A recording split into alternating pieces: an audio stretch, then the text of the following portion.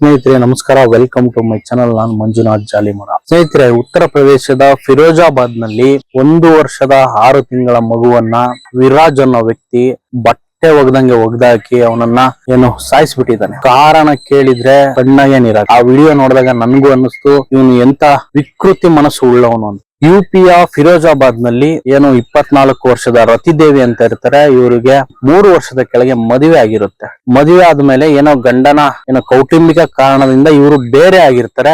ಬೇರೆ ಆದಾಗ ಏನಾಗುತ್ತೆ, ಗಂಡನ ಸಂಬಂಧಿ ಇನ್ನೊಬ್ನ ಇರ್ತಾನೆ ವಿರಾಜ್ ಅಂತ. ಇವನು ಈ ರತಿದೇವಿ ಅನ್ನೋ ಮಹಿಳೆಗೆ ಹತ್ರ ಆಗ್ತಾನೆ. ಕೆಲವು ವಿಷಯಗಳಲ್ಲಿ ಇವನು ಹೆಲ್ಪ್ ಕೂಡ ಮಾಡ್ತಾನೆ. ಈ ರತಿದೇವಿ ಇರ್ತಾಳೆ, ತನ್ನ ಗಂಡನಿಂದ ಬೇಸತ್ತು ದೂರ ಹೋಗಿ ತವ್ರ ಮನೆ ಪಿಂಕಿ ದೇವಿ ಅಂತ ಇರ್ತಾರೆ, ತವ್ರ ಮನೆಯಲ್ಲಿ ಮನೆ ಸೇರ್ಕೊಂಡಿರ್ತಾರೆ. ಹಾಗೆ ಡೈವರ್ಸ್ ಕೂಡ ಅಪ್ಲೈ ಮಾಡ್ತಾರೆ. ಇದಕ್ಕೆಲ್ಲ ಇವನು ಫಂಡಿಂಗ್ ಮಾಡೋದು, ಮತ್ತೆ ಇವರಿಗೆ ಒಂದು ಕಿರಣಿ ಶಾಪ್ ಇರುತ್ತೆ, ಅದರಿಂದ ಕೂಡ ಇವನು ಅವರಿಗೆ ಅಮೌಂಟ್ ಅನ್ನ ಹೆಲ್ಪ್ ಮಾಡ್ತಾ ಇರ್ತಾನೆ. ಅದಾದ ನಂತರ ಒಂದು ದಿನ ಏನಾಗುತ್ತೆ, ಇವನು ಹೋಗ್ಬಿಟ್ಟು ರತಿದೇವಿಗೆ ನಾನು ಮದುವೆ ಆಗ್ಬೇಕು ಅಂತ ಹೇಳ್ತಾನೆ. ಲವ್ ಮಾಡ್ತಾ ಇದೀನಿ ನಿನ್ನ ಅಂತ. ಅವಳು ಅದಕ್ಕೆ ನನಗೆ ಮಗು ಇದೆ, ಇದೆಲ್ಲ ಆಗಲ್ಲ, ನನಗೆ ಪ್ರೀತಿ ಪ್ರೇಮದ ಮೇಲೆ ನಂಬಿಕೆ ಇಲ್ಲ ಅಂತ ಹೇಳಿದ್ರೆ ಅವರ ತಾಯಿ ಕೂಡ ಇದೇ ಮಾತನ್ನ ಹೇಳ್ತಾರೆ. ಇವನಿಗೆ ಪ್ರತಿ ಸಾರಿ ಅವಳಿಗೆ ಪ್ರಪೋಸ್ ಮಾಡೋದಕ್ಕೂ ಹೋದಾಗೂ ಕೂಡ ಆ ಮಗು ರೀಸನ್ ಹೇಳ್ಬಿಟ್ಟು ಇವಳು ರಿಜೆಕ್ಟ್ ಮಾಡ್ತಾ ಇರ್ತಾಳೆ. ಇದಕ್ಕೆ ಇವನು ಸಿಟ್ಟಿಗೆದ್ದು ಒಂದು ದಿನ ಏನ್ ಮಾಡ್ತಾಳೆ, ರತಿದೇವಿ ಮತ್ತು ಅವರ ಫ್ಯಾಮಿಲಿ ಪಿಂಕಿ ದೇವಿ ಇರ್ತಾರೆ, ಅವರು ಅಡ್ವೊಕೇಟ್ ನ ಮೀಟ್ ಮಾಡಲು ಹೋಗ್ಬೇಕಾಗಿರುತ್ತೆ. ವಿರಾಜ್ ಅನ್ನೋ ವ್ಯಕ್ತಿ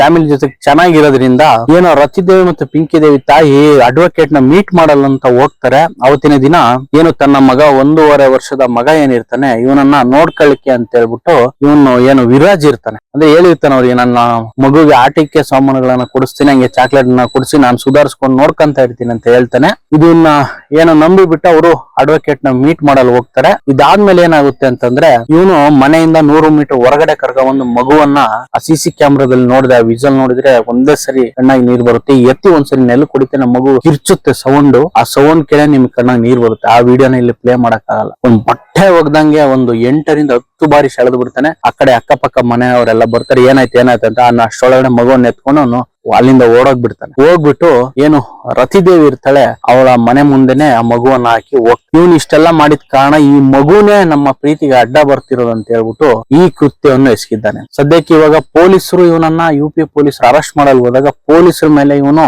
ಫೈರಿಂಗ್ ಮಾಡಿದ್ದಾನೆ. ಆದ್ರೆ ಪೊಲೀಸರು ರಿಟರ್ನ್ ಫೈರಿಂಗ್ ಮಾಡಿ ಇವನ್ ಕಾಲಿಗೆ ಗುಂಡು ಹೊಡೆದು ಇವಾಗ ಗೌರ್ಮೆಂಟ್ ಆಸ್ಪತ್ರೆಯಲ್ಲಿ ಟ್ರೀಟ್ಮೆಂಟ್ ತಗೊಂತಿದ್ದಾನೆ. ನೀರು ಅಂತ ಕೇಳಿದ್ರೆ ನೀರ್ ಕೊಡೋರ್ ಗತಿಲ್ಲ, ಯಾಕಂದ್ರೆ ಇವನ್ ಇಂತ ಕೃತ್ಯ ಮಾಡಿದಾನೆ. ಆ ವಿಡಿಯೋ ನೋಡಿರ್ತಕ್ಕಂಥ ಯಾರಾದ್ರೂ ಇವನಿಗೆ ಟ್ರೀಟ್ಮೆಂಟ್ ಮಾಡ್ತಾರ, ಡಾಕ್ಟರ್ ಆಗ್ಲಿ ಬೇರೆ ನರ್ಸ್ಗಳಾಗ್ಲಿ? ಇಲ್ಲ.